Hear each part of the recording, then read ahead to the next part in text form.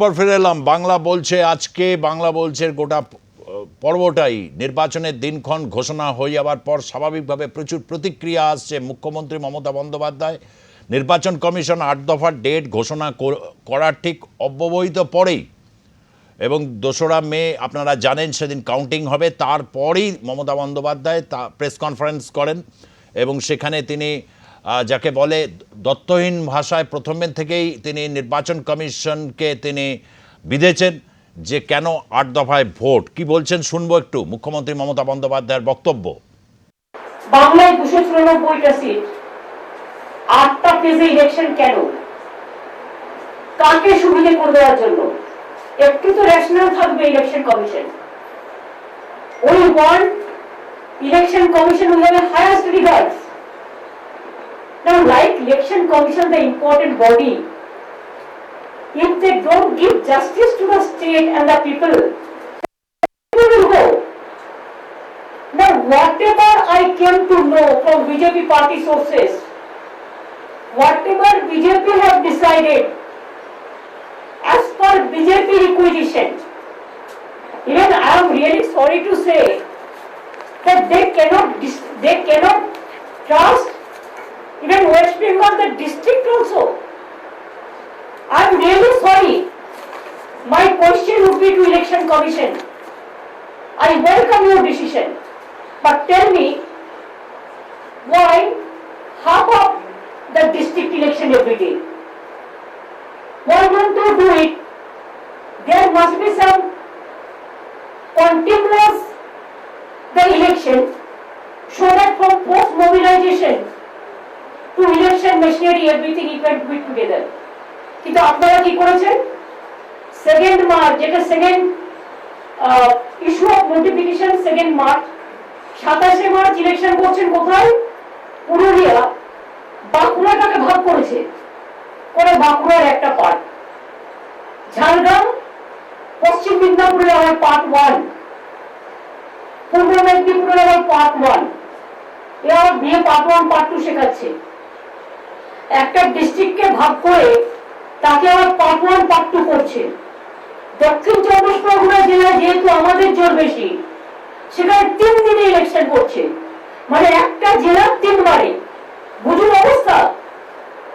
5th March যে election হচ্ছে, notification যেটা হচ্ছে 1 এপ্রিল, বাঁকুড়া পার্ট 2, পশ্চিম মেদিনীপুর পার্ট 2, পূর্ব Medinipur part 2, south 24 Pargana part 1। এগুলো কি নরেন্দ্র মোদী আর অমিত শাহ কথা হয়েছে? এই যে বিভিন্ন পার্টে একটা জেলার ক্ষেত্রে পার্ট এবং অদ্ভুতভাবে হচ্ছে উত্তরবঙ্গ দক্ষিণবঙ্গ মেলানো, এইটাই মমতা বন্দ্যোপাধ্যায় বলতে চাইছেন যে কোথাও তৃণমূল কংগ্রেসের শক্তিকে সে যাতে সংহত না করতে পারে তার জন্যে এই ব্যবস্থা। আমি একটু আবিষ্কারের কাছ থেকে জানতে চাইব যে বিভিন্ন ধরনের কৌশল। আমি প্রথমেই বলছিলাম যে এই নির্বাচনে ভারতীয় জনতা পার্টির কাছে অগ্নি পরীক্ষা। 2024-এর নির্বাচন এবং হচ্ছে 2025-এ আরএসএসের 100 বছরও পূর্ণ হবে। এরকম একটা পরিস্থিতিতে 2021-এ বাংলা ভারতীয় জনতা পার্টির কাছে পাখির চোখ এবং এই যে 8 দফার বিষয়টা অনেকটা কিন্তু সেই জায়গায় সুবিধা করে দিচ্ছে কি আবিষ্কার? দাদা, একটা জিনিস আপনাকে আমি স্পষ্ট করে বলতে চাই, পাখির চোখ ভারতীয় জনতা পার্টির কাছে প্রতি কটা ইলেকশন, সেটা বাংলার ইলেকশন বিশেষ করে যদি বলেন আপনি, হ্যাঁ আমরা বাঙালি হিসেবে বাংলার ইলেকশন নিশ্চয়ই আমরা যারা পশ্চিমবঙ্গে ভারতীয় জনতা পার্টির কর্মী তাদের কাছে পাখির চোখ তো বটেই। তার কারণ লুক ইস্ট পলিসি যেটা প্রাইম মিনিস্টার নিয়েছেন সেটার জন্য পশ্চিমবঙ্গ সত্যি খুব দরকার রাজনৈতিক প্রেক্ষাপটে পরিবর্তন করার জন্য। আমরা বারংবার বিগত 6 বছরে দেখেছি কেন্দ্রীয় কোনো প্রকল্প পশ্চিমবঙ্গের বুকে রূপায়িত হতে দেননি ম্যাডাম।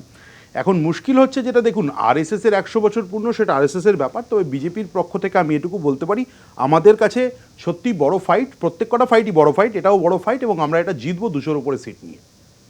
কি ভিত্তিতে বলছো? ভিত্তিতে বলছি যে আমরা যে কাজ মানে সংগঠনের তরফ থেকে কদিনে করেছি এবং আমাদের প্রধানমন্ত্রী বিগত 6 বছরে যে কাজ করে দেখিয়েছেন সারা ভারতবর্ষকে এবং সারা পৃথিবীকে, তার বেসিসে এবং ডেভেলপমেন্ট পশ্চিমবঙ্গের খুব দরকার। আর ডেভেলপমেন্ট ভারতীয় জনতা পার্টি করতে পারে, এর বহু ভুরি ভুরি উদাহরণ সারা ভারতবর্ষে রয়েছে। সেটার ভিত্তিতেই আমরা এই দাবি রাখছি।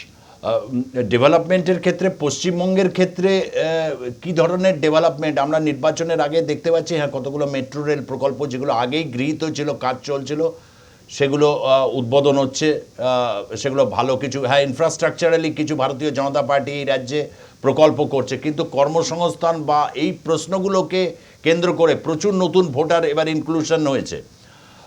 সেই ক্ষেত্রে কি দাঁড়িয়ে ভারতীয় জনতা পার্টি এত আত্মবিশ্বাসী কিভাবে হচ্ছে? দেখুন, মানে যে কোনো রাজ্যে শিল্পের আসার সবথেকে বড় প্রয়োজন যেটা হয় রাস্তাঘাট এবং অন্যান্য বেসিক ইনফ্রাস্ট্রাকচার, যেটা আমাদের পশ্চিমবঙ্গে সত্যি অবস্থা খুব খারাপ। তা ভারতীয় জনতা পার্টি সবসময় বেসিক ইনফ্রাস্ট্রাকচারের দিকে অনেক বেশি নজর দেয়, সারা ভারতবর্ষেও দেয় এবং পশ্চিমবঙ্গে জেতার পরে সেটা দেবে। এবং আমি বিশ্বাসী যে এখানে শিল্প অনুকূল বাতাবরণ তৈরি করা হবে, সিন্ডিকেট রাজ বন্ধ হবে। আমরা সেই জন্যই এত বিশ্বাসী এবং আত্মপ্রত্যয় রয়েছি। শুধু সিন্ডিকেট বন্ধ করলেই বাংলার অর্থনীতিতে একটা গতি সঞ্চার হবে? গতি সঞ্চার হবে, তার কারণ দেখুন, একজন ইন্ডাস্ট্রি করতে এসে তাকে যদি দিনের পর দিন কাটমানি দিতে হয়, ইনফোসিসের সাথে কি হয়েছে আমরা দেখেছি, সেরকমভাবে বাকিরা পালিয়ে যাবে। টাটার সঙ্গে উনি কি করে ক্ষমতায় এসেছিলেন সেটা আমাদের চোখের সামনে। তো সেগুলো তো বন্ধ করতে হবে। আপনি তো আগে ইন্ডাস্ট্রির অনুকূল বাতাবরণ তৈরি করবেন, তারপরে তো ইন্ডাস্ট্রি আসবে। বিগত 10 বছরে তো কিছুই করেননি।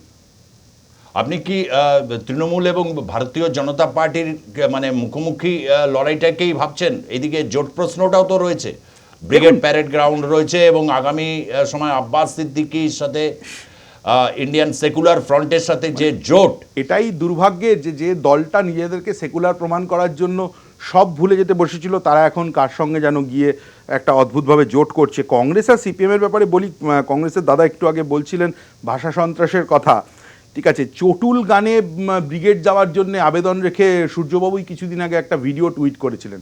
দুর্ভাগ্যের বিষয় যে ভাষার ব্যাপারটা ওনারাও খেয়াল রাখলেন না।